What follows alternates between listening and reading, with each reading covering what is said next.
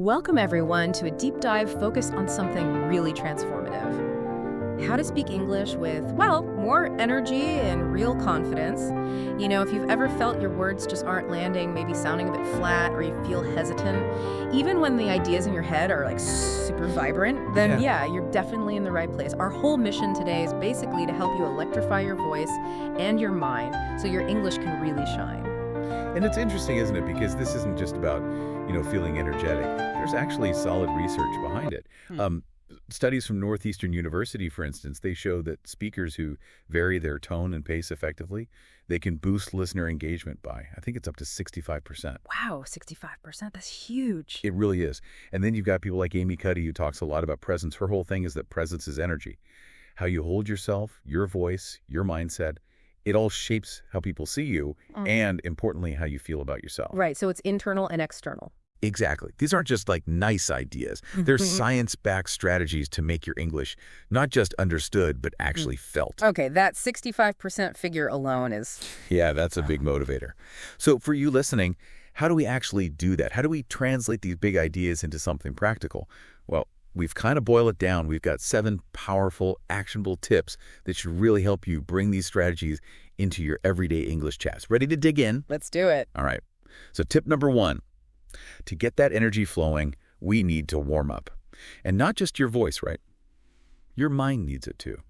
Precisely. Think of it like a quick stretch before you perform mentally and vocally. You could start with just a few deep breaths, really breathing from the diaphragm, calms the nerves, then maybe loosen up with a tongue twister. Something classic like red lorry, yellow lorry. Oh, those are tricky. They are. Or unique New York. It sounds simple, but it genuinely makes your articulation sharper, more agile.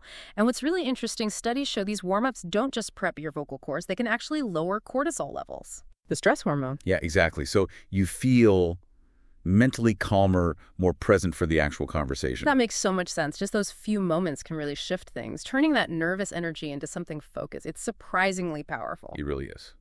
Okay, moving on. Tip 2 is all about your body. Let your physicality do some talking. So using gestures, posture. Yes.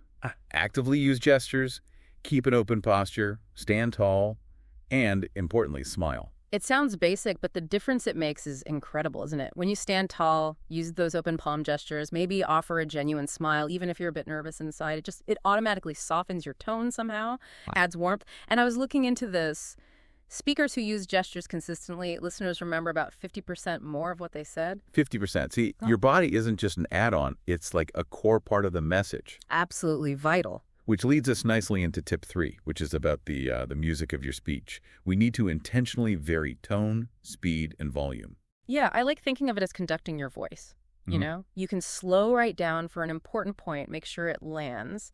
Then maybe speed up a bit when you're excited or listing things off quickly. Right. And emphasizing keywords, maybe saying them a bit louder or just holding them a fraction longer. It creates that natural rhythm. Because nobody wants to listen to a monotone, right? It just puts people to sleep. But when your voice is dynamic, when it has that ebb and flow, it feels alive. It keeps people tuned in, and it shows you actually care about what you're saying. And building on that idea of being alive in your speech, tip 4 is, I think, really crucial. It's speak with emotion, not just perfection. Oh, absolutely fundamental. This one's key. You want to actually feel what you're saying. Don't just say the words. So instead of a flat, I am happy to be here, try putting some real feeling in. I am so thrilled to be here with you all. Yeah, you can hear the difference instantly. Or instead of just, that was good, maybe, wow, that was a huge relief. And the emotion is real. When it's palpable, your English becomes magnetic. It pulls people in way more than, perfectly correct but totally lifeless sentences. It's such a common trap, isn't it? Trying so hard for perfect grammar that you just iron out all the personality. But embracing the emotion, that really frees you up. Which takes us nicely to tip 5, practice. But practice in, real-life situations. Because practice speaks louder than perfection. Exactly. A great way is role-playing. Think about common scenarios, a job interview, maybe a tricky client call, or even just small talk, meeting someone new. You could even use your phone. Record yourself doing a mini podcast just like this. Good idea. Record it, then listen back. It might feel weird at first, but that repetition builds what some researchers call audio-visual fluency. Audio-visual fluency. Tell me more. It's basically helping your brain connect the dots faster, what you hear, what you want to say, and how it actually feels to say it. Makes your delivery smoother, more automatic over time. Okay, that concept really helps understand why practice works. So, for tip 6, we're suggesting you kind of immerse yourself by shadowing native speakers. Yeah, find someone whose speaking style you genuinely admire. Could be anyone, a TED speaker, another podcaster, maybe a YouTuber. Then you literally try to speak along with them. Match their rhythm, their intonation, where they put the emphasis. It feels a bit like learning a dance, linguistically speaking. Kind of. And it's not just about pure mimicry. It actually helps forge stronger connections, stronger neural pathways between your thoughts and your spoken English. It makes delivering your own thoughts feel more natural, less effortful down the line. Less conscious effort, more flow. I like that. Exactly. And that brings us to our final tip, number 7. Use your voice every single day and do it with energy. Consistency. The classic. It always comes back to consistency, doesn't it? It really does. Even just, say, 2 minutes a day of conscious practice can make a surprising difference. You could just describe your day out loud. In English, obviously.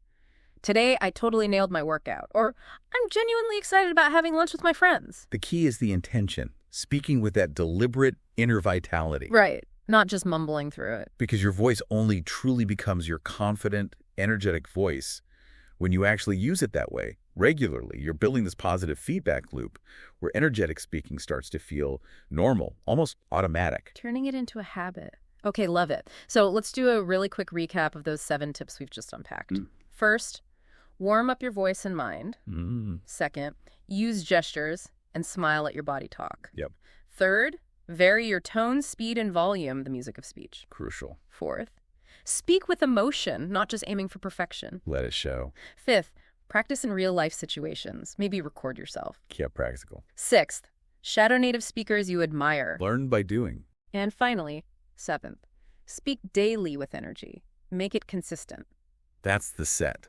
And if we tie all that back to the core idea, the why, behind energy and communication, I think the main takeaway is this. Your energy is your edge. Really. Yeah. You don't need flawless grammar. You need to be alive in your English. That vitality, that authentic presence, that's what truly connects and radiates genuine confidence. That's such a powerful way to frame it. Be alive in your English. I love that. So considering everything we've talked about today, here's something to think about. What's maybe one small, subtle shift you could try in your very next English conversation? Just one thing that would let a little bit more of the real you shine through your words.